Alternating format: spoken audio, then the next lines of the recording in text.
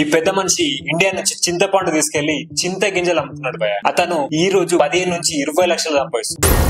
ఏం మాట్లాడుతున్నావు? మనము ఈ రోజు 100 యూనిక్ బిజినెస్ ఐడియాస్ లో డే 12 దేనికి ఉపయోగపడాలని చెప్పేసి మనం పడేసే ఈ గింజల వాల్యూ ఇంటర్నేషనల్ మార్కెట్ లో 14,000 crores. ఎందుకంటే దీనికి దేంతో మిక్స్ చేసినా కూడా అది దాన్ని థిక్ చేసే గుణం, థిక్ చేసే ప్రాపర్టీ. దీన్ని చాలా ఇండస్ట్రీలలో యూజ్ చేస్తారు. వరల్డ్ లో పడిన ఇండియా లార్జెస్ట్ ప్రొడ్యూసర్. తమిళనాడు ఇంకా కర్ణాటకలో దీని biggest market. Tamarind seed powder మనకి నేచురల్ పాలిమర్. టెక్స్టైల్ ఇండస్ట్రీలో దీనికి సూపర్ హై డిమాండ్.